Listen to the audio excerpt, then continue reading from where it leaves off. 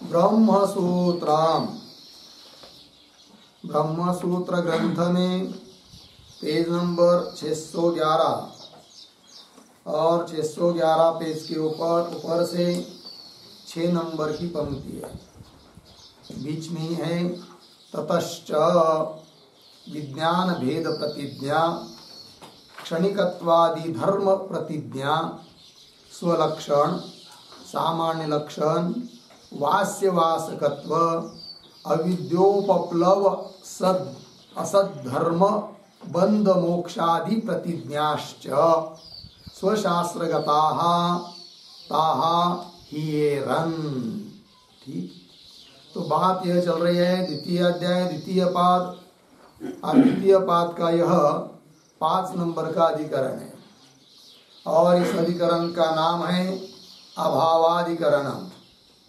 और बौद्धों के जो 4 शिष्य हैं उनमें से क्षणिक विज्ञानवादी जो है योगाचार, विज्ञान मात्र अस्तित्ववादी जिसको कहते हैं, तो उसका निराकरण करने के लिए इस अधिकरण की प्रवृत्ति हुई है।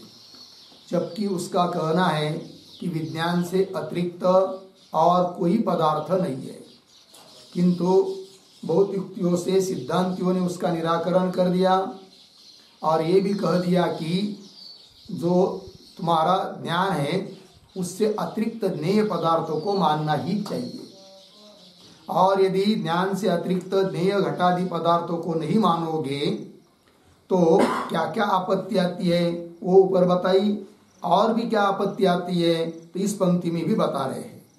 तो हे विज्ञानवादी, तुमने तुम्हारे शास्त्र में जो जो प्रतिज्ञा की है उन सभी प्रतिज्ञाओं का भंग होगा यदि ज्ञान से अतिरिक्त ज्ञेय को नहीं मानेंगे तो क्या क्या प्रतिज्ञा का भंग होगा?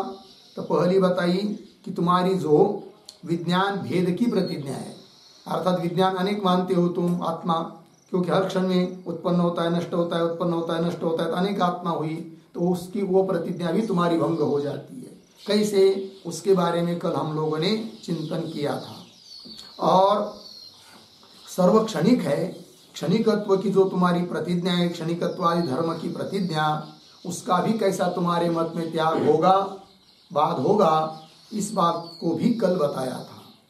उसके बाद आता है स्वलक्षण प्रतिज्ञा, सामान्य लक्षण प्रतिज्ञा, तो इनका भी बात कैसा होता है इस बात को बताना है। और एक वाक्य में कहना हो तो ये सभी प्रतिज्ञाएं तब सिद्ध होती है जब ज्ञान से अतिरिक्त ज्ञेय को मानते हैं, और ज्ञान से अतिरिक्त यदि ज्ञेय को नहीं मानेंगे तो इन सभी प्रतिज्ञाओं का बाद हो जाता है। ठीक है, ये बात तो कैसे फिर स्वलक्षण सामान्य लक्षण इत्यादि प्रतिज्ञाओं का बाद होता है उसका भी विचार थोड़ा सा हम लोग करते हैं। तो कल जो लिख रहे थे टिप्पणी उसी के आगे स्वलक्षण के आधार पर अब लिखते हैं। तो चलिए, स्वम बराबर असाधारणम, असाधारणम सर्वतो व्यावृत्तम, सर्वतो व्यावृत्तम व्यक्तिमात्रत्वम, व्यक्तिमात्रत्वम लक्षणम, लक्षणम स्वलक्षणम, स्वलक्षणम अर्धविराम तदपि, तदपि येभ्यः व्यावृत्तम, येभ्यः व्यावृत्तम यच्च व्यावृत्तम, यच्च व्यावृत्तम तद अनेक ज्ञानापेक्षम, अनेक ज्ञानापेक्षम अर्धविराम ज्ञानम च, ज्ञानम च ज्ञानांतरवार्ता अनभिज्ञम, ज्ञानांतर वार्ता अनभिज्ञम पूर्ण विराम। अतः स्वलक्षण प्रतिज्ञार्थम अपि, अतः स्वलक्षण प्रतिज्ञार्थम अपि ज्ञानात् भिन्नम ज्ञेयम वक्तव्यम, ज्ञानात् भिन्नम ज्ञेयम वक्तव्यम इति। ठीक, देखो भाई अर्थ। तो स्वलक्षण है क्या चीज? तो स्वलक्षण का मतलब होता है, स्व मतलब असाधारण, अर्थात सर्वतो व्यावृत्त, जो है सभी से अलग, स्वतः व्यावृत्त, व्यक्ति मात्र, उसको कहते हैं स्वलक्षण। जैसे घट स्वयं असाधारण है और पट आदि से व्यावृत्त है, और उतना ही जो व्यक्ति मात्र है उसको कहते हैं क्या? स्वलक्षण। वह भी कैसा है? तदपि ये व्यावृत्तम, तो वो भी तो एक ज्ञान से तो सिद्ध नहीं होता है। तो अन्य ये जिनसे व्यावृत्त है, तो पटादियों से व्यावृत्त है, और यच्च व्यावृत्तम, जो व्यावृत्त है। इस प्रकार अनेक ज्ञान की जरूरत है उसके लिए भी। किसके लिए? स्वलक्षण के लिए। यच्च व्यावृत्तम तद अनेक ज्ञानापेक्षम, अनेक ज्ञान की अपेक्षा करता है वो। और ज्ञानम च, और तुम्हारा ज्ञान कैसा है? पहले क्षण में उत्पन्न होता है, दूसरे क्षण में नष्ट होता है, फिर नया उत्पन्न होता है। पहले ज्ञान का दूसरे ज्ञान के साथ कोई संबंध नहीं, और दूसरे ज्ञान का पीछे के ज्ञान के साथ कोई संबंध नहीं। और अनेक ज्ञान रहे बिना तो स्वलक्षण की प्रतिज्ञा भी सिद्ध नहीं हो सकती है कि नहीं? और अनेक ज्ञान का परस्पर संबंध होना चाहिए, और संबंध तब हो सकता है जब ज्ञान एक रहेगा। वही ज्ञान ने देखा अन्य इतरों को, इतर से व्यावृत्त है, ये व्यावृत्त है, तब वो स्वलक्षण प्रतिज्ञा होगी। किंतु तुम्हारा ज्ञान तो अलग अलग है। जिनसे व्यावृत्त है इस बात को अलग ज्ञान जान रहा है तुम्हारा, जो व्यावृत्त है उसको अलग जान रहा है, तो स्वलक्षण प्रतिज्ञा भी सिद्ध नहीं होगी। तत् अनेक ज्ञानापेक्षम, और ज्ञानम च ज्ञानांतर वार्ता अनभिज्ञम, एक ज्ञान को दूसरे ज्ञान के साथ कोई संबंध नहीं है। अतः तुम्हारे यहाँ बौद्ध के यहाँ, अतः स्वलक्षण प्रतिज्ञार्थम अपि, स्वलक्षण प्रतिज्ञा सिद्ध करने के लिए भी एक तो ज्ञान में अभेद मानना चाहिए, एक ही ज्ञान मानना चाहिए। दूसरी बात, ज्ञान से भिन्न ज्ञेय को भी मानना चाहिए, क्योंकि ज्ञान से भिन्न यदि ज्ञेय को नहीं मानेंगे, है कि नहीं, ज्ञान ज्ञेय को ज्ञान रूप ही मानेंगे, तो समझ लीजिए घट है वो स्वलक्षण है। स्वलक्षण है मतलब अन्य से व्यावृत्त है, और अन्य जो है पटादि वो भी तुम्हारे मत में ज्ञान ही है। घट भी तुम्हारे मत में क्या है?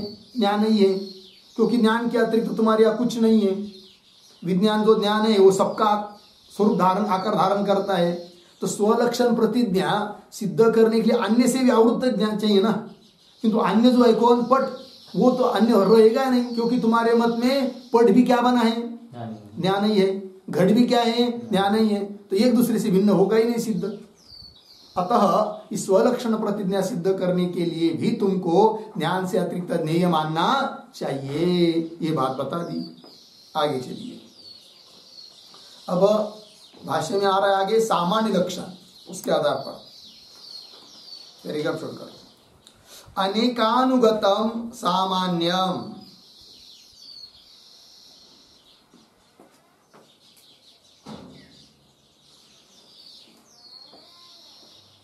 अनेकानुगतम सामान्यम अतद्व्यावृत्ति रूपम,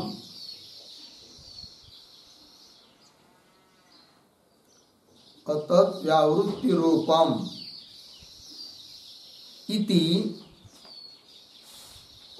प्रतिज्ञा,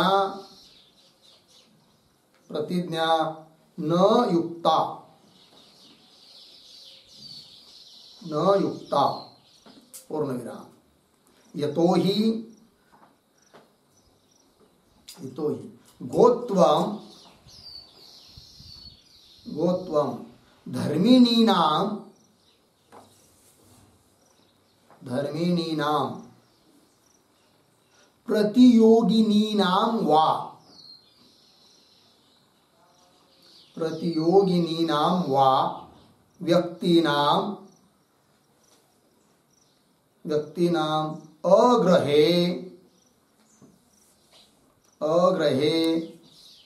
न गृह्येत न गृह्यते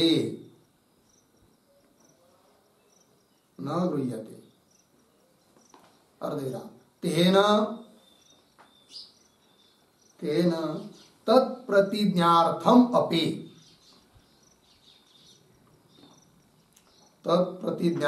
अपि ज्ञानज्ञेयोः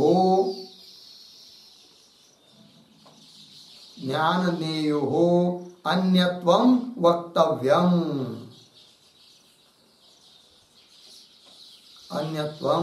वक्तव्यम्। ठीक, देखो भैया, तो उनकी जो और प्रतिज्ञाएं स्वलक्षण की नहीं सामान्य लक्षण की, वो उसके बारे में बता रहे हैं। सामान्य क्या है?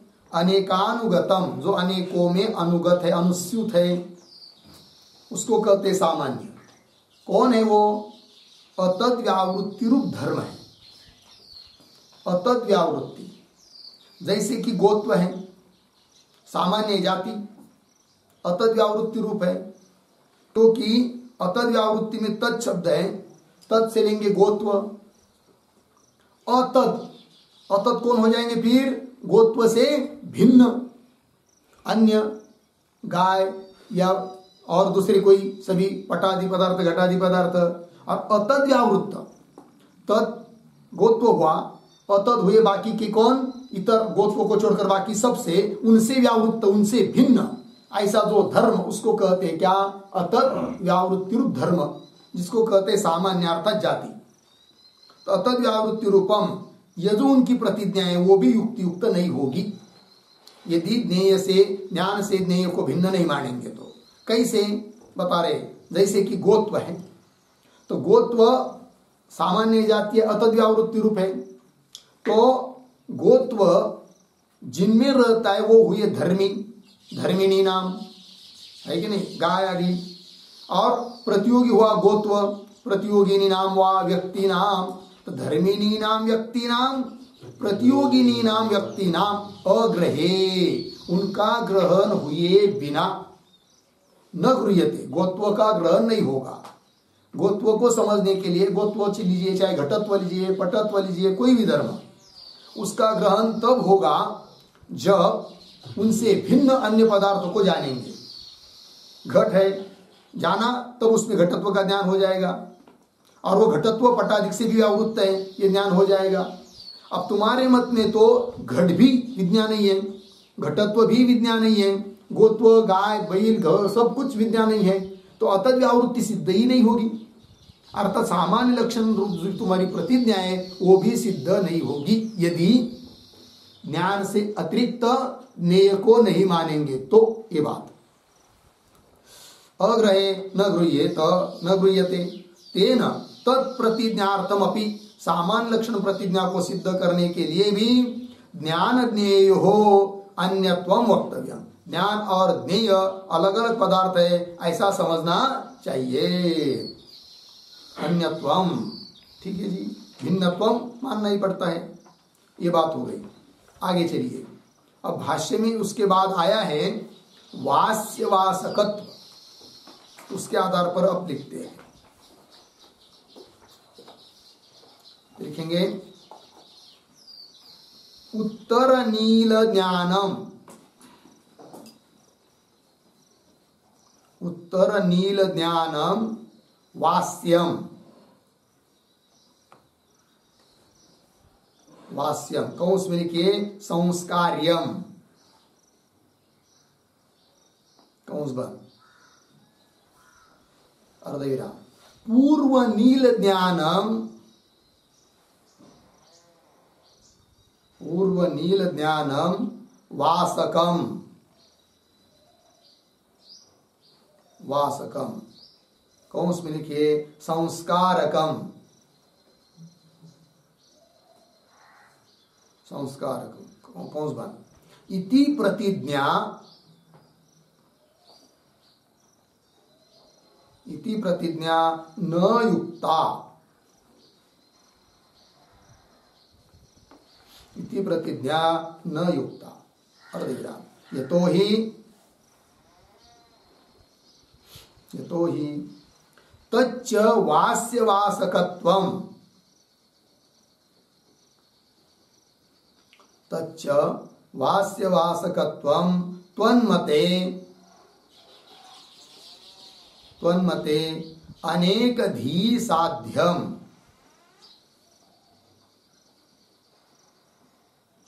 अनेकधी साध्यम। अर्धविराम। अतः तत्प्रतिज्ञार्थम अपि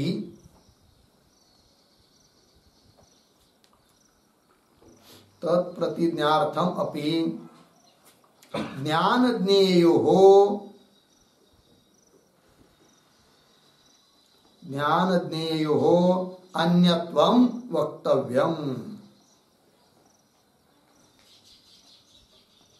अन्यत्वं वक्तव्यम्। ठीक है, देखो भाई अर्थ। तो वास्य वासकत्व क्या है? तो उनका कहना है कि हर क्षण में आत्मा उत्पन्न होता है, नष्ट होता है। तो पूर्व का जो आत्मा है, पीछे पीछे का, वो वासक है, और आगे आगे का आत्मा वास्य है, संस्कारी है। जैसे घट का ज्ञान हुआ, अयम घट, तो विज्ञान नहीं है वो है वासक आगे के ज्ञान के लिए, दूसरे क्षण में उत्पन्न होने वाले ज्ञान के लिए। तो वो हुआ वास्य, संस्कार्य, और पीछे पीछे का वासक, संस्कार, ये मानते हैं वो लोग।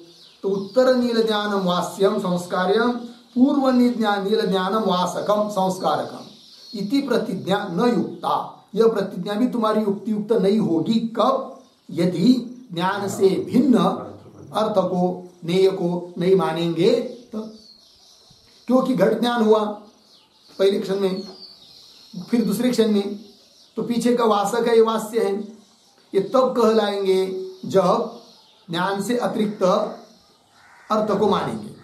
और यदि तुम्हारे मत में ज्ञान ही तुम्हारा घट है, घट ज्ञान से अतिरिक्त घट कुछ है ही नहीं है, तो पीछे वाला जो वासक है वो आगे वाले को संस्कार दे रहा है, तो आगे वाला उत्पन्न होने तक पीछे वाला रहता ही कहाँ है? वासक बनेगा ही कैसे? नहीं बन सकता है। अतः तुमको ये प्रतिज्ञा सिद्ध करने के लिए भी ज्ञान और अर्थ में भेद मानना ही चाहिए। ये बात इति प्रतिज्ञा न युक्त है। तो ही तच्च वास्य वासकत्वं त्वन्मते अनेकधी साध्यम, अनेक ज्ञान से साध्य है कि नहीं?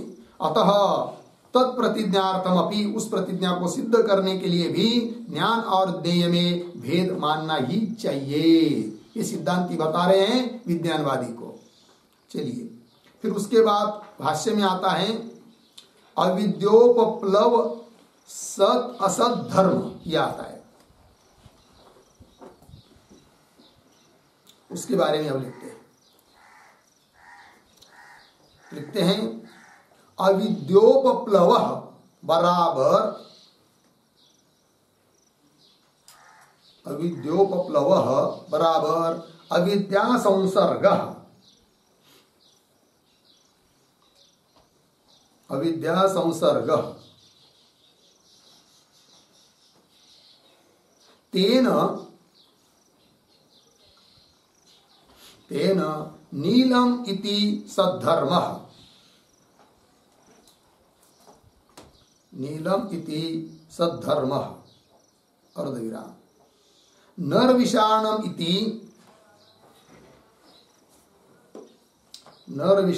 इति असद्धर्म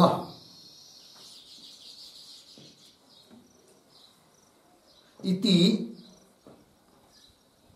उभय धर्म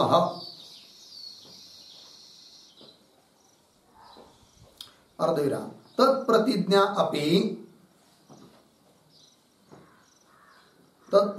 अपि बहुज्ञान साध्यत्वात्, बहुज्ञान साध्यत्वात् उक्त भेद आवेदिका,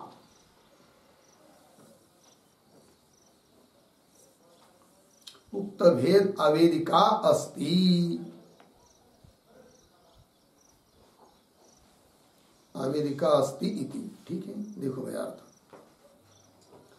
अविद्योपप्लव मतलब अविद्या संसर्ग, अविद्या का संबंध। तेन नीलम इति सद्धर्म, नील यह सद्धर्म है अविद्या के संसर्ग से, और नर विषान होता नहीं है, असत धर्म है। इति इस प्रकार के जो दो या तीन जो भी धर्म मानते हैं वो सब तत्प्रतिज्ञापि बहुज्ञान साध्यत्वा, बहुत ज्ञान से साध्य है। और वो सभी ज्ञान और उस ज्ञान के विषय पदार्थ वो ज्ञान ही है, कुछ है ही नहीं अलग अलग, ये प्रतिज्ञा भी सिद्ध नहीं होगी। अतः इस प्रतिज्ञा को भी सिद्ध करने के लिए तुमको ज्ञान से भिन्न अर्थ को मानना ही चाहिए, ये बात बता दिया। ठीक, आगे चलिए। उसके बाद आता है भाष्य में बंध मोक्षादि, यह आता है बंध मोक्षादि प्रतिज्ञा। तो लिखते फिर उस पर बंध प्रतिज्ञा च,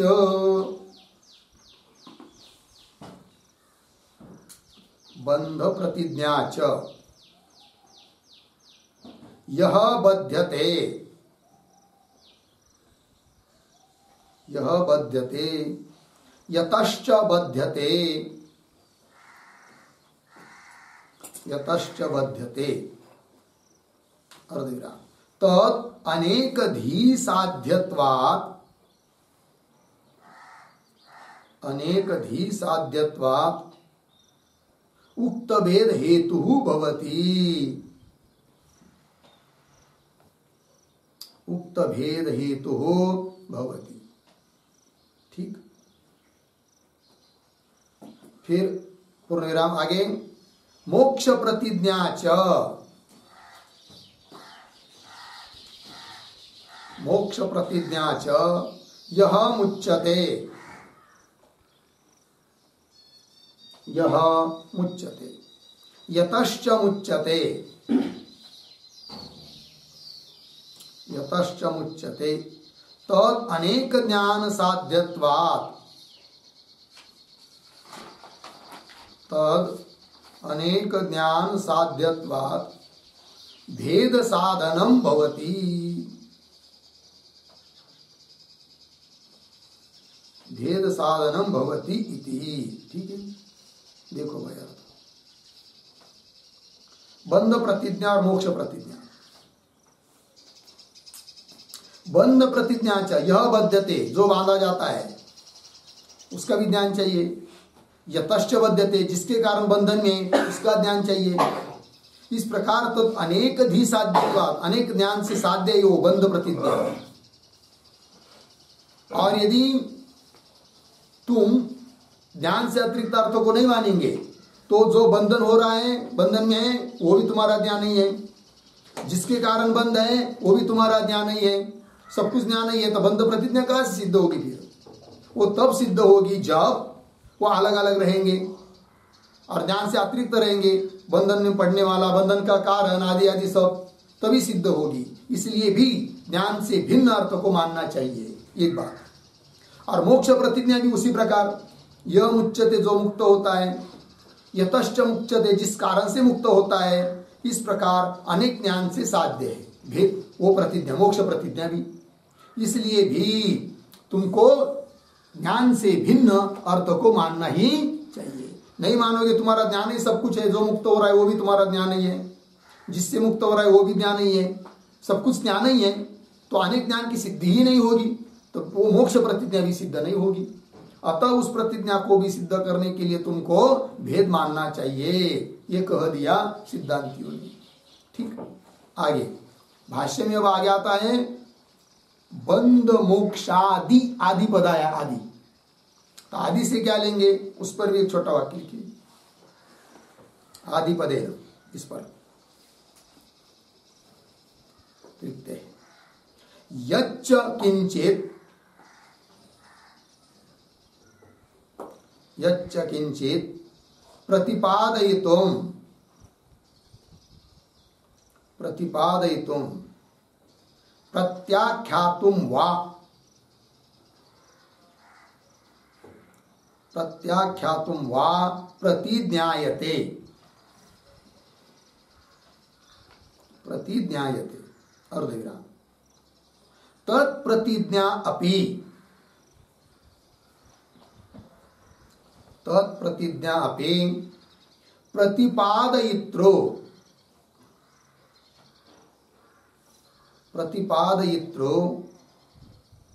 प्रतिपाद्यादि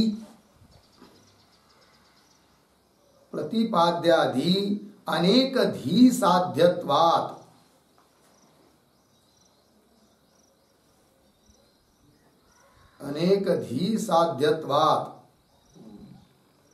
इष्टभेद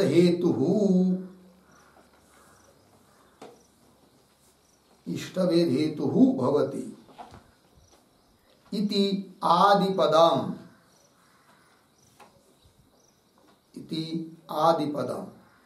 पूर्ण विराम। नीचे के पंक्ति में एताः ही प्रतिज्ञाः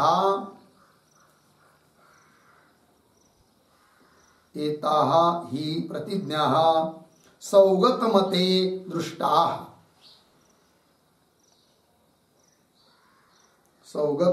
दृष्टाः अर्धविराम। ज्ञान ज्ञेय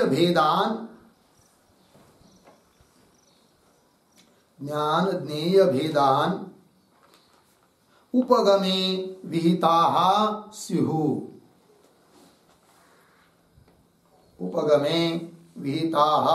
स्युः अर्धविराम। तस्मात् प्रतिज्ञादि व्यवहाराय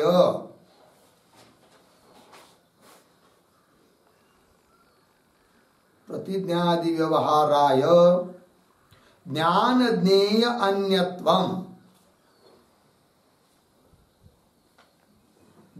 ज्ञेय अन्यत्वम् आवश्यकम् इत्यर्थः।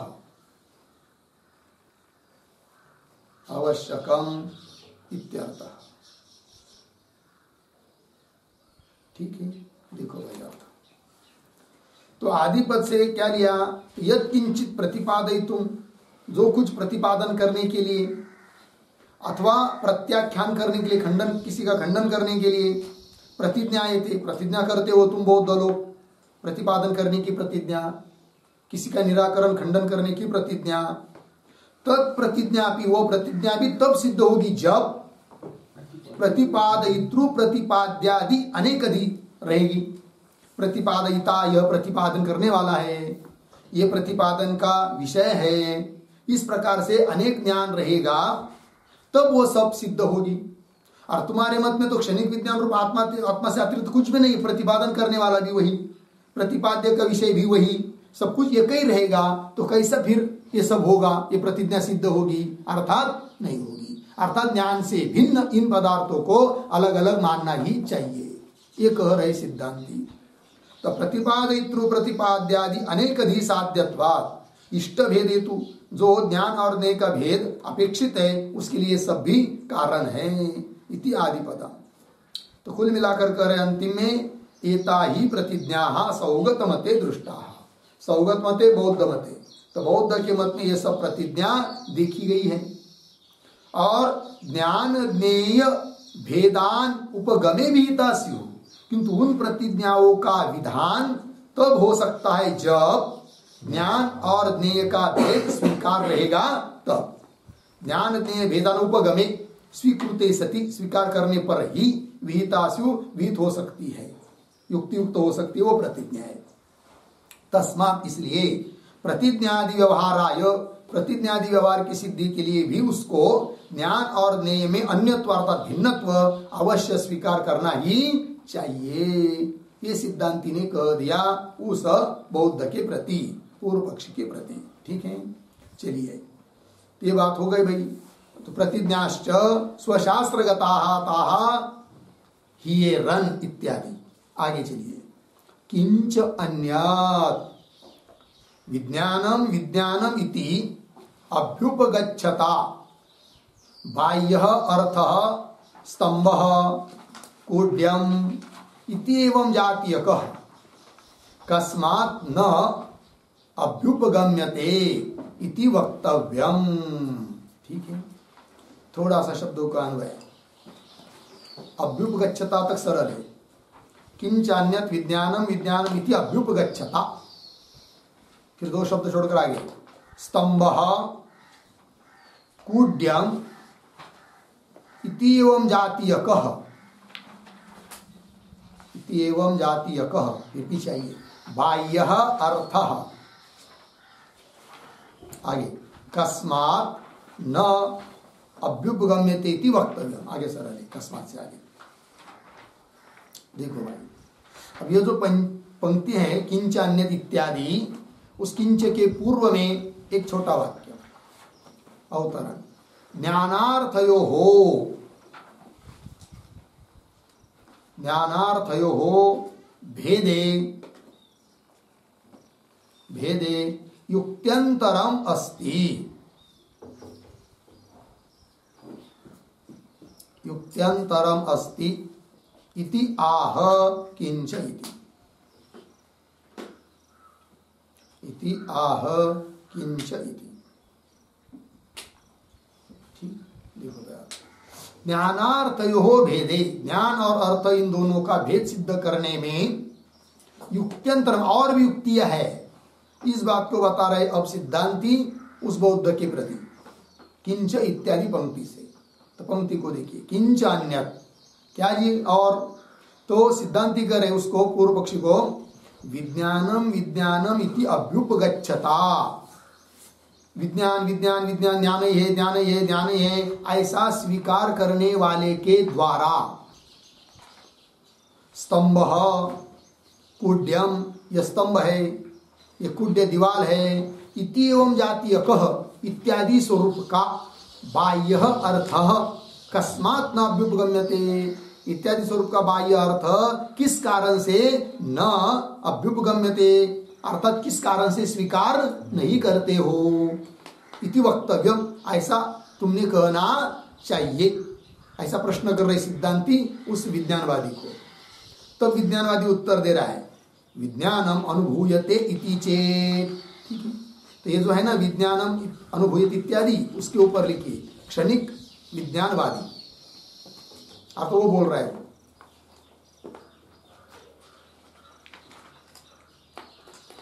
विज्ञानम अनुभूयते, इसके ऊपर क्षणिक विज्ञानवादी।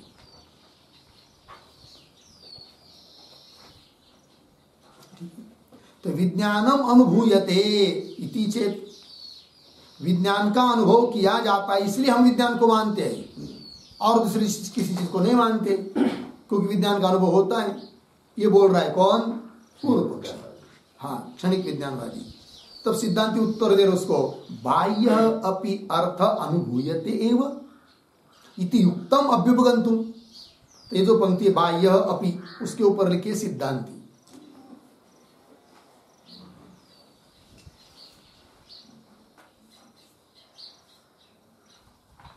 देखो भाई, सिद्धांति कह रहे अरे भाई तुम विज्ञान को इसलिए मानते हो कि विज्ञान का अनुभव होता है, ये तुम बोल रहे हो।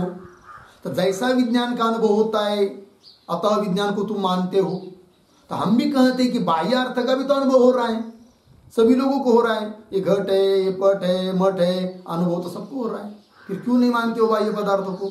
ये बात, बाह्य अपि अर्थ अनुभूयते एव इति युक्तम अभ्युपगंतुम इति अभ्युपगंतुम युक्तम, ऐसा स्वीकार करना भी युक्ति युक्त ही है, ठीक है ना। एक वाक्य लिखती इस पंक्ति पर, ज्ञानवत् अर्थस्य अपि, ज्ञानवत् अर्थस्य अपि अनुभवाविशेषात्, अनुभव अविशेषात् स्वीकारः युक्तः, स्वीकारः युक्तः इत्यर्थः।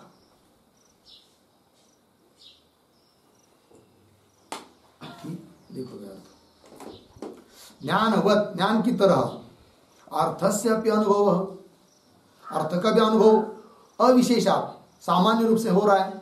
जैसे तुमको ज्ञान का अनुभव होता है वैसा अर्थ का भी तो अनुभव सबको हो रहा है, अविशेष है, दोनों में समानता है, दोनों में। ज्ञानवत् अर्थस्य अपि अनुभव अविशेषात् स्वीकार युक्त, इसलिए बाह्य अर्थ का स्वीकार करना युक्ति युक्त है, ये सिद्धांति ने कह दिया। फिर आगे चलिए, अथ भाष्य में अथ विज्ञानम प्रकाशात्मकत्वात् प्रदीपवत् स्वयं एव अनुभूयते अर्धविराम न तथा बाह्यः अपि अर्थः इति चेत। ठीक है, तो ये जो पंक्ति है ना, अथ विज्ञानम इत्यादि, उसके ऊपर लिखिए क्षणिक विज्ञानवादी, वो बोल रहा है।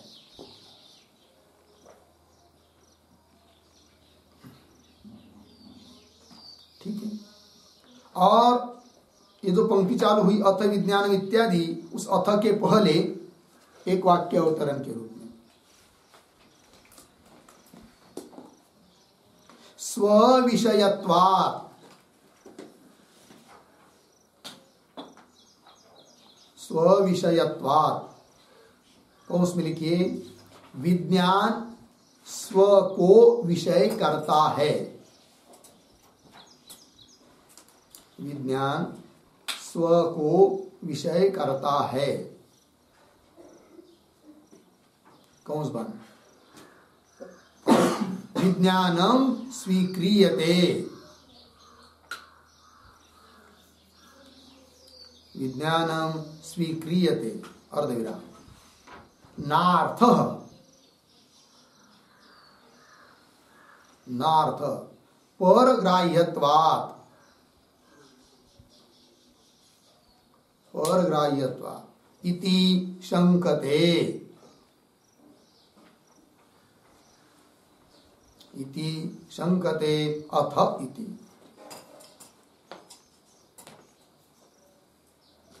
ठीक है, देखो अर्थ। तो पूर्व पक्षी विज्ञानवादी बोलेगा कि स्व-विषयत्वात् विज्ञानम स्वीक्रियते। स्व-विषयत्वात् मतलब विज्ञान अपने को ही विषय करता है कि नहीं? विज्ञान स्व को विषय करता है, इसलिए विज्ञानम स्वीक्रियते। न अर्थ, क्योंकि अर्थ स्वयं स्वयं को ग्रहण नहीं करता है, अर्थ को ग्रहण करने के लिए दूसरा कोई चाहिए, परग्राह्य है। कौन? अर्थ घटाधिक, इसलिए हम इसको उसका स्वीकार नहीं करते हैं। और ज्ञान स्वयं को स्वयं जानता है, इसलिए उसका स्वीकार करते हैं। नार्थ परग्राह्यत्वात् इति शंकते अथ इति, ऐसी शंका कर रहा है क्षणिक विज्ञानवादी अथ इत्यादि पंक्ति से। तो पंक्ति देखिए, अथ विज्ञानम प्रकाशात्मकत्वात्, वो बोल रहा है विज्ञानवादी कि विज्ञान कैसा है, ज्ञान कैसा है, प्रकाशात्मक है, ज्ञान स्वरूप है, प्रकाशात्मक है। इसलिए प्रदीपवत् स्वयं एव अनुभूयते। प्रदीप, प्रदीप मतलब दिया, उसकी तरह स्वतः ही अनुभूत होता है। कौन? विज्ञान। जैसे कि उदाहरण दिया उसने प्रदीप का, क्या वैशिष्ट्य है? तो देखो, घट को जानने के लिए प्रदीप की जरूरत है, प्रकाश की जरूरत है, किंतु प्रदीप सामने रखा है, उस प्रदीप को, दिए को जानने के लिए दूसरे दिए की जरूरत है क्या? नहीं है, क्योंकि वो स्वयं प्रकाशित है। कौन? प्रदीप। उस प्रकार विज्ञान भी स्वयं प्रकाशित है और घटाधिक अर्थ स्वयं प्रकाशित नहीं है। अतः विज्ञान को हम मानते हैं और बाह्य अर्थ को नहीं मानते हैं, ये बोल रहा है वो। अतः विज्ञानम प्रकाशात्मकत्वात् प्रदीपवत् स्वयं एव अनुभूयते न तथा बाह्य अपि अर्थ, उस प्रकार बाह्य अर्थ नहीं है। इति चेत, इस प्रकार यदि क्षणिक विज्ञानवादी बोलता है तो उत्तर दे रहे सिद्धांती अत्यंत विरुद्धाम, मिला पंक्ति? तो अत्यंत विरुद्धाम इसके ऊपर लिखिए सिद्धांती, आपका सिद्धांती बोल रहा है यहां से, सिद्धांती।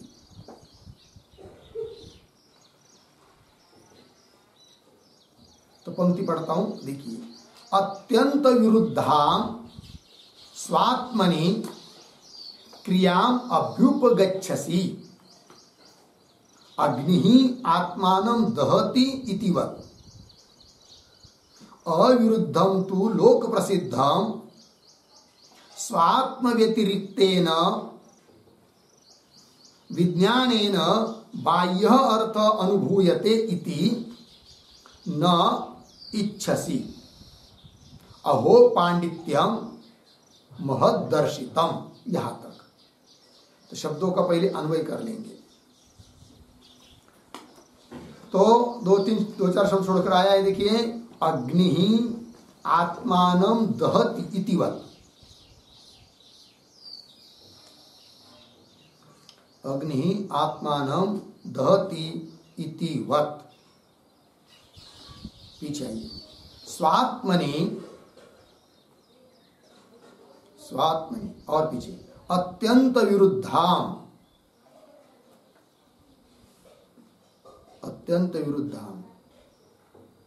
आगे क्रियाम अभ्युपगच्छसि,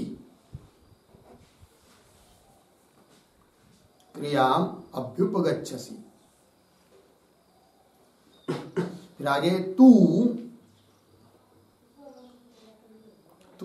एक शब्द छोड़कर आगे स्वात्म व्यतिरिक्तेन विज्ञानेन बाह्य अर्थ अनुभूयते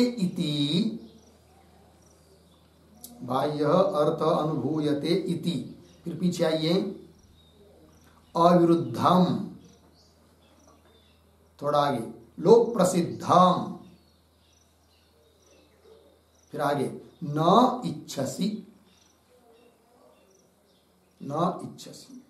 अहो, एक शब्द छोड़कर आगे महत्, पीछे पांडित्यम, आगे दर्शितम। ठीक है, देखो भाई अर्थ। ये जो पंक्ति है अत्यंत विरुद्धाम इत्यादि, उसके पूर्व में भी एक वाक्य लिखते हैं तो पंक्ति काशी जल्दी समझ में आता है, तो अवतरण के रूप में लिखते हैं विरुद्धम स्वीकृत्य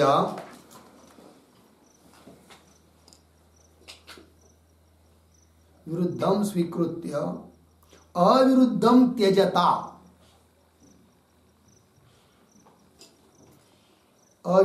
त्यजता,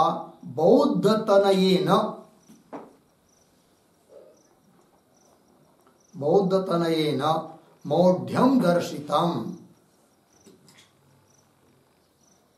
मौढ्यम दर्शितम इति आह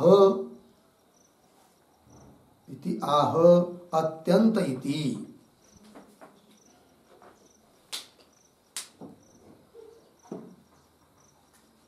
ठीक है, देखो भाई अर्थ।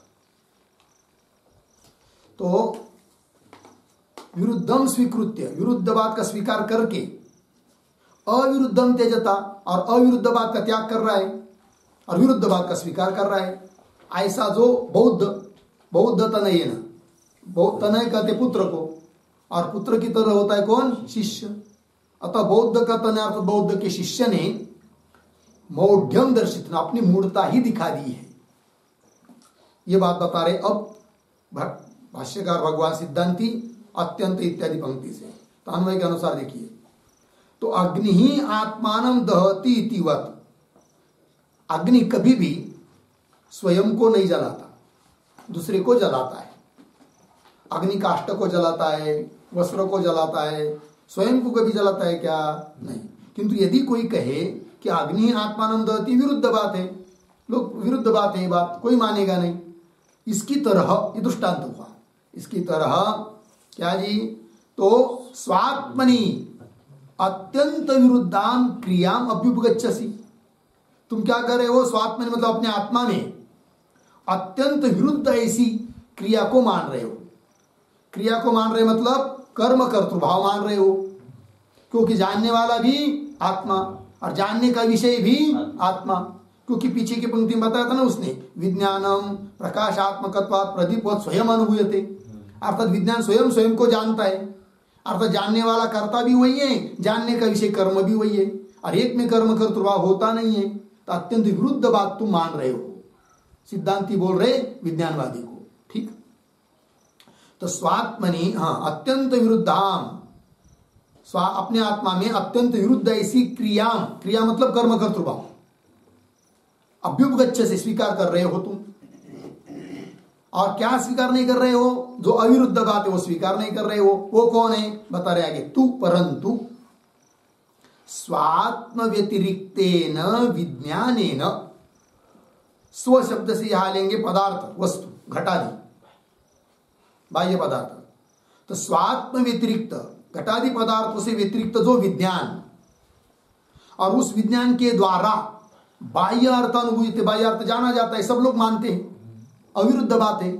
तो बाह्य अर्थ अनुभूयते इति अविरुद्धम लोक प्रसिद्धम न इच्छसी, मानना नहीं चाहते वो तुम।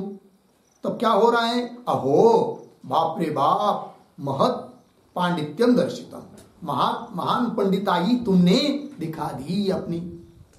क्योंकि जो अविरुद्ध बात है उसका स्वीकार नहीं करना और जो विरुद्ध बात है उसका स्वीकार करना, क्या तुम्हारा पांडित्य है? अर्थात कुछ भी पांडित्य नहीं है, यह अर्थ हुआ। ठीक है, ये गाली जैसा हो गया। महत पांडित्यम दर्शितम लग गया। आगे चलिए और बोल रहे सिद्धांत उसको, न च अर्थाव्यतिरिक्तम अपि विज्ञानम स्वयं एव अनुभूयते स्वात्मनि क्रिया विरोधात एव। ठीक है ना, न का अन्वय अनुभूयते के साथ रहेगा। ठीक है, देखो भाई, च न च, ये जो पंक्ति है न च इत्यादि, उसके भी पहले एक छोटा वाक्य लिखेंगे, अवतरण।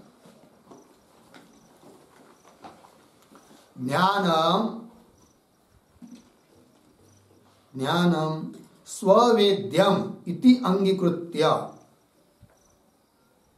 ज्ञानम स्ववेद्यम इति अंगीकृत्य मौर्ख्यम आपादितम, मौर्ख्यम आपादितम अर्धविराम, वस्तुतः स्ववेद्यत्वम अयुक्तम, वस्तुतः स्ववेद्यत्वम अयुक्तम इति आह न च इति आह न च इति पूर्ण विराम। एक वाक्य और आगे लिखते हैं, अभेदे अभेदे विषय विषयित्वस्य अपि, विषय विषयित्वस्य अपि असंभवात्, असंभवात्। ठीक है, देखो अर्थ, ज्ञानम स्ववेद्यम इति अंगीकृत, ऐसा अंगीकार किया बौद्ध ने कि ज्ञान स्वयं वेद्य है, स्वयं स्वयं को जानता है। ऐसा मानकर मौर्ख्यम आपादिता, मूर्खता सिद्ध की। वस्तुतः स्ववेद्यत्वम अयुक्तम, स्वयं स्वयं को जानता है, जानने वाला वही, जानने का विषय भी वही, ये अयुक्त है। क्योंकि व्यवहार में जानने वाला देवदत्त अलग है और उसके द्वारा जाना जाने वाला घटादि पदार्थ अलग है। ज्ञाता अलग होता है, ज्ञेय अलग होता है। और वहां पर बौद्धों ने तो ज्ञान और ज्ञान को ही क्या कर दिया, स्वयं स्वयं को जानता है, मतलब जानने वाला भी वही और जानने का विषय भी वही, तो विरुद्ध बात मान ली। तो वस्तुतः स्ववेद्यत्वम अयुक्तम, ये बता रहे न च इत्यादि पंक्ति से। और ये दूसरी बात होती क्या, अभेद में एक ही वस्तु में रहेगी तो उसमें विषय विषय भाव नहीं हो सकता। ज्ञान एक है, विषय भी वही, विषय भी वही, ये तो असंभव है ना ये बात। आइए भाष्य में, न च अर्था अव्यतिरिक्तम अपि विज्ञान, विज्ञानवादी अर्थ से अभिन्न मानता है विज्ञान को। तो हे बौद्ध तुम अर्थ से अव्यतिरिक्त, व्यतिरिक्त कहते भिन्न, अव्यतिरिक्त मतलब अभिन्न, अर्थ से अभिन्न तुम विज्ञान को मान रहे हो, तो भी विज्ञानम स्वयं एव न अनुभूयते, वो विज्ञान स्वयं को ही नहीं जान सकता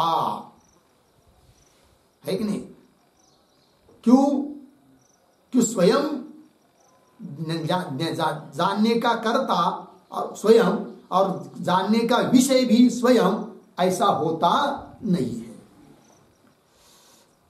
अर्थ और समझ लीजिए, वो कहेगा कदाचित नहीं जानने का विषय घट है और जान रहा है आत्मा, तब तो भेद मान लिया।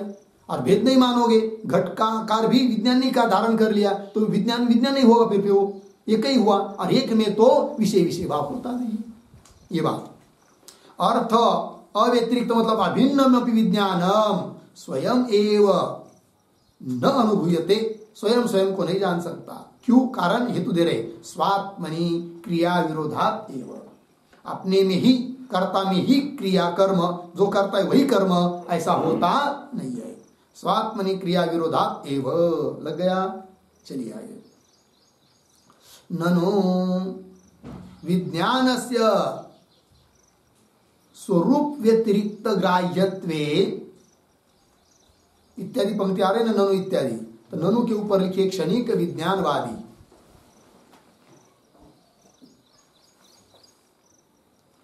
क्षणिक विज्ञानवादी,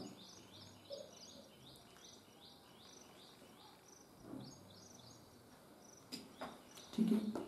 और ननु के पहले भी एक छोटा सा वाक्य अवतरण, ज्ञानस्य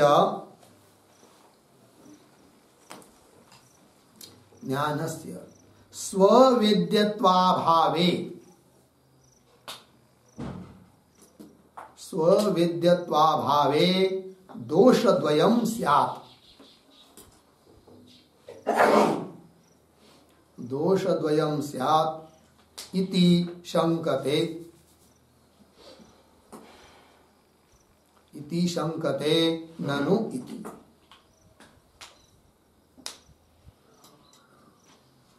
ठीक है, देखो ज्ञानस्य स्ववेद्यत्वाभावे, बहुत लोग शंका कर रहा है ननु से। उसकी शंका का अभिप्राय क्या? वो कहेगा कि ज्ञान को हम स्वयं स्वसंवेद्य मानते हैं, और ऐसा नहीं मानेंगे तो स्ववेद्यत्व अभावे, ज्ञान स्वयं स्वयं को जानता है ऐसा नहीं मानेंगे तो दो दोष आएंगे। ये बोल रहा है कौन? क्षणिक विज्ञानवादी। तो क्या दोनों दोष दिखा रहा है वो ननु इत्यादि से बोलेगा।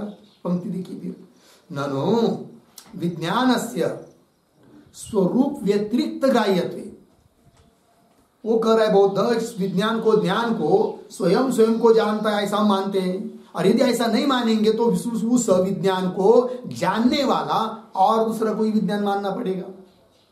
यदि स्वसंवेद्य नहीं मानेंगे तो फिर वो जिसको मानेंगे वो भी विज्ञान है, उसको जानने के लिए और एक विज्ञान चाहिए, उसको जानने के लिए और विज्ञान चाहिए, उसको जानने के लिए और विज्ञान चाहिए, तो विज्ञान की धारा चलती जाएगी।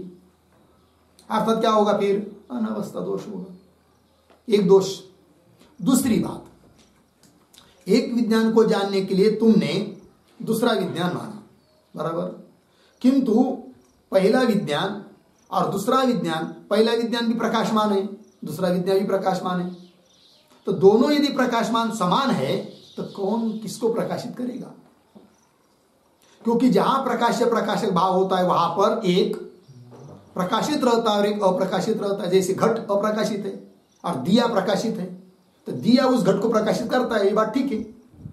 किंतु ज्ञान को प्रकाशित करने के लिए तुमने दूसरा ज्ञान माना, किंतु पहला ज्ञान भी प्रकाश रूप है, ज्ञान स्वरूप है, दूसरा ज्ञान भी प्रकाश रूप है कि नहीं? तो कौन अवभाष्य होगा, कौन अवभाषक होगा? प्रकाश्य प्रकाशक भाव सिद्ध ही नहीं होगा समान होने से। तो समानत्व, ये दूसरा दोष। ये दो दोष आएंगे यदि ज्ञान को स्वसंवेद्य नहीं मानेंगे तो। ऐसा बोल रहा है विज्ञानवादी। पंक्ति देखिए, ननु विज्ञानस्य स्वरूप व्यतिरिक्त ग्राह्यत्वे, है कि नहीं? उस विज्ञान का जो स्वरूप है उससे भिन्न किसी से ग्राह्य मानेंगे तो तदपि अन्येन, उसको भी अन्य से ग्राह्य मानना पड़ेगा। तदपि अन्येन ग्राह्यम, तदपि अन्येन इति अनवस्था प्राप्नोति। अनवस्था दोष होगा, पहली बात। दूसरा दोष, अपि च प्रदीपवत् अवभासात्मकत्वात् ज्ञानस्य ज्ञानांतरं कल्पयतः समत्वात् अवभास्य अवभासक भाव अनुपपत्तेः, इसलिए कल्पना अनर्थक्यम इति। पंक्ति देखिए भाई, अपि च, और क्या? तो प्रदीपवत् अवभासात्मकत्व, जैसा प्रदीप अवभासात्मक है, प्रकाशात्मक है, उस प्रकार ज्ञान भी कैसा है? अवभासात्मक है, प्रकाशात्मक है। कौन? ज्ञान। और ऐसी स्थिति में भी तुम ज्ञानस्य ज्ञानांतरम कल्पयत, एक ज्ञान के लिए अन्य ज्ञान की क्या करते हो? कल्पना। ज्ञान से ज्ञानांतरम कल्पयतः समत्वात्, किंतु दोनों में क्या रहेगी? समानता। क्या समानता रहेगी दोनों में? समान धर्म। हाँ, प्रदीप की तरह अवभाषकत्व। ये ज्ञान भी अवभाषक है, वो ज्ञान भी अवभाषक है। समत्वात्, असमान होने से अवभाष्य अवभाषक भाव अनुपपत्ति है। उन दोनों में अवभाष्य अवभाषक भाव नहीं हो। जैसे उदाहरण, दो दिए लगा दिए, एक इधर लगा दिया दिया, उसके बगल में दूसरा दिया लगा दिया। उन दो दिए में दोनों भी प्रकाश रूप है कि नहीं? उसमें ये कह सकते का ये दिया प्रकाशक अवभाषक है, ये दिया अवभाष्य है, ऐसा होता है क्या? नहीं होता है। क्यों नहीं होता है? दोनों समान है, अवभाषक है। हाँ, दिया और घट रहेगा तो उसमें अवभाष्य अवभाषक भाव हो सकता है कि नहीं? किंतु दोनों दिए मानेंगे, दोनों प्रकाश रूप है, अवभाष्य अवभाषक भाव नहीं बनेगा। उस प्रकार तुम्हारा एक ज्ञान और उसके लिए दूसरा ज्ञान मानेंगे, दोनों समान अवभाषक मानेंगे, तो उसमें अवभाष्य अवभाषक भाव सिद्ध नहीं होगा। समत्वात्, ये दोष। समत्वात् अवभाष्य अवभाषक भाव अनुपपत्ति है, इसलिए कल्पना अनर्थक्यम। एक ज्ञान के लिए दूसरा ज्ञान चाहिए, दूसरे ज्ञान के लिए तीसरा ज्ञान चाहिए प्रकाशन करने के लिए, ये कल्पना करना व्यर्थ है। ऐसी कल्पना करके दो दोष मानना पड़ेंगे, स्वीकार करने पड़ेंगे, दो दोष गले में पड़ेंगे। उसकी अपेक्षा क्या करो? ज्ञान को स्वसंवेद्य मान लो। कौन किसका अभिप्राय? क्षणिक विज्ञानवादी का, बौद्ध का अभिप्राय। ठीक है, कल्पना अनर्थक्यम इति लग गया। आगे चलिए, तद उभयम अपि असत। तो तद उभयम इसके ऊपर लिखिए सिद्धांती।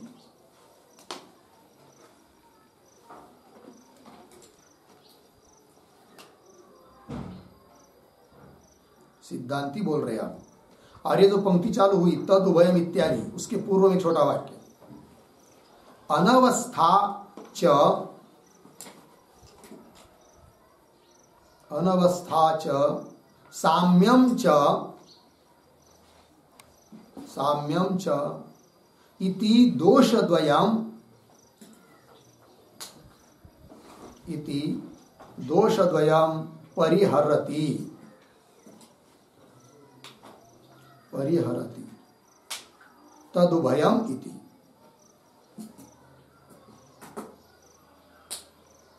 अनवस्था और साम्य, ये जो दो दोष है उसका परिहार कर रहे सिद्धांती तदुभयम इत्यादि पंक्ति से।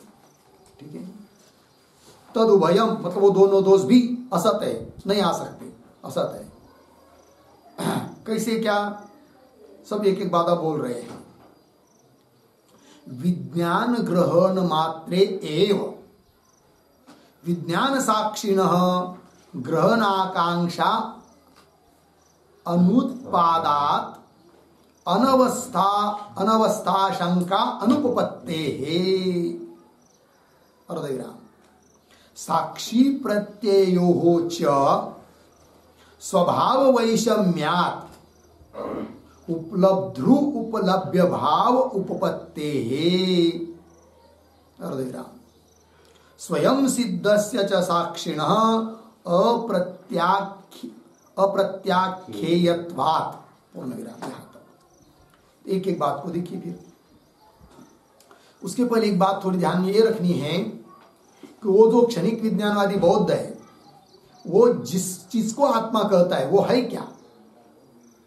तो वो वृत्तिरूप ज्ञान, उसको ही आत्मा कहता है बुद्धि को लेकर। उसके आगे उसको पता ही नहीं कि कोई साक्षी, कोई दृष्टा आत्मा है करके, निरुपाधिक। और सिद्धांती क्या उस वृत्तिरूप ज्ञान से अतिरिक्त, उपाधि से रहित शुद्ध आत्मा को मानते हैं, साक्षी रूप आत्मा को, ब्रह्म को, ये मानते हैं। तो इसलिए खंडन किया जा रहा है बौद्ध का कि हे बौद्ध, तुम जिसको आत्मा समझते वो वास्तविक आत्मा नहीं, उपाधि से युक्त है, वृत्तिरूप ज्ञान है, वो आत्मा नहीं है। उसका भी अतिरिक्त जो प्रकाशक है, शुद्ध चैतन्य साक्षी, वो आत्मा है, ये बताना रहता है। तो पंक्ति देखिए, तो अब दोष कैसा नहीं आता है? अनवस्थादिक, वो बताना है। कब दोष बताया था उसने? यदि स्वसंवेद्य आत्मा को नहीं मानेंगे तब। ठीक है, तो देखिए भाई, तो क्षणिक विज्ञान ग्रहण मात्रे एव, विज्ञान ग्रहण मात्र में ही, ऐसा स्वीकार करने पर ही क्या हो जाता है, विज्ञान साक्षिणः ग्रहण आकांक्षा अनुत्पादा। तो विज्ञान का साक्षी कोई है तो विज्ञान साक्षिणः ग्रहण आकांक्षा, विज्ञान साक्षी के ग्रहण की आकांक्षा अनुत्पादा उत्पन्न न होने से अनवस्था अनुपपत्ति, अनवस्था होती नहीं है। कैसे, देखो एक एक बात। विज्ञान ग्रहण मात्र, हे बौद्ध तुम विज्ञान को ग्रहण कर रहे हैं और तुम्हारा विज्ञान वृत्ति रूप ज्ञान है, तो उसका ग्रहण करने पर उस विज्ञान का तुम्हारे द्वारा माना गया जो विज्ञान, उसका भी कोई साक्षी है, दृष्टा है, और उसका यदि ग्रहण हो जाता है तो विज्ञान साक्षिणः, विज्ञान साक्षी का निश्चय हो जाता है, तो उसके उस साक्षी का भी ग्रहण करने के लिए अन्य किसी की आकांक्षा ही नहीं पड़ती है। जैसे तुम्हारा विज्ञान का जो स्वरूप है उसके लिए तो अन्य साक्षी की जरूरत पड़ती है, क्योंकि तुम्हारा विज्ञान उत्पन्न होता है, नष्ट होता है, अनेक मानते हो तुम, तो उसका ग्रहण करना तो कोई करने वाला तो कोई चाहिए। तो उस तुम्हारे विज्ञान का साक्षी जो हम मानते हैं वो तो हमारा साक्षी अनादि अनंत है, व्यापक है, सच्चिदानंद स्वरूप है, फिर उसका भी कोई ग्रहण करने वाला ऐसी आकांक्षा उत्पन्न होती ही नहीं है, तो अनावस्था दोष कहां से होगा। ये बात विज्ञान ग्रहण मात्रे एव विज्ञान साक्षी न, विज्ञान का भी कोई साक्षी है, इस प्रकार से ग्रहण की आकांक्षा अनुत्पादा, ग्रहण की आकांक्षा उत्पन्न न होने से अनवस्था शंका अनुपपत्ति है, अनवस्था की शंका हो नहीं सकती है। अच्छा, हमारा जो साक्षी है और तुम विज्ञानवादी जो बोलते, जिसको बोलते हैं आत्मा, वो क्षणिक, वो प्रत्यय ज्ञान, हमारी दृष्टि से वो क्या है, वृत्ति रूप ज्ञान है। ये दोनों में बहुत अंतर है। क्या, पंक्ति देखिए, साक्षी प्रत्ययो, साक्षी मतलब वेदांत के द्वारा माना गया कूटस्थ रूप साक्षी, और प्रत्यय मतलब ज्ञान जो कि विज्ञानवादी ने माना है, ठीक है ना, वो ज्ञान प्रत्यय। तो साक्षी प्रत्ययो हो स्वभाव वैषम्या, दोनों के स्वभाव में क्या है, विषमता है। वैषम्यात, विषमता होने के कारण उन दोनों में ये भाव बन जाता है, कौन सा, उपलब्धु उपलब्ध्य। एक उपलब्धा है, कौन, साक्षी उपलब्ध है, वेदांत के द्वारा माना गया साक्षी क्या है, उपलब्ध, और उपलब्ध उसके द्वारा उपलब्ध होने योग्य कौन है, प्रत्यय विज्ञान। तो उपलब्ध उपलब्ध भाव उपपत्ति है, ये बात की उपपत्ति हो जाती है कि नहीं, अतः अनावस्था दोष आता नहीं है। दूसरी बात, साम्यता दोष भी नहीं आता है, क्योंकि वैषम्य बताया ना, साक्षी प्रत्यय से स्वभाव वैषम्य, स्वभाव में विषमता है, अतः समानता भी नहीं है, ये बात, इसलिए उपलब्ध उपलब्ध भाव उपपत्ति है। ये जो पंक्ति है उपलब्ध उपलब्ध भाव उपपत्ति है, उस पर एक वाक्य टिप्पणी लिखते हैं, अनित्य ज्ञानस्य, अनित्य ज्ञानस्य, कौंस में लिखिए क्षणिक विज्ञानस्य, क्षणिक विज्ञानस्य कौंस बन आगे, जन्मादिमत्वेन, जन्मादिमत्वेन घटवत्, घटवत् जडस्य, जडस्य स्वेन, स्वेन स्वीय जन्मादिग्रह अयोगात्, स्वीय जन्मादिग्रह अयोगात्, ग्रह अयोगात् अस्ति ग्राहकांक्षा, अस्ति ग्राहकांक्षा, पूर्ण विराम। साक्षिणः तु, साक्षिणः तु सत्तायां स्फूर्तौ च, सत्तायां स्फूर्तौ च निरपेक्षत्वात्, निरपेक्षत्वात् न अनवस्था, न अनवस्था अर्धविराम, नापि साम्यम, नापि साम्यम चिज्जड़त्व वैषम्यात्,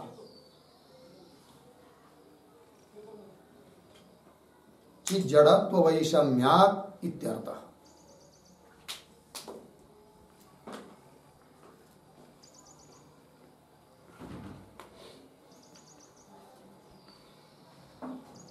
पंक्ति देखिए भाई, अनित्य ज्ञान से, अनित्य ज्ञान मतलब क्षणिक विज्ञान, बहुत धनी माना गया।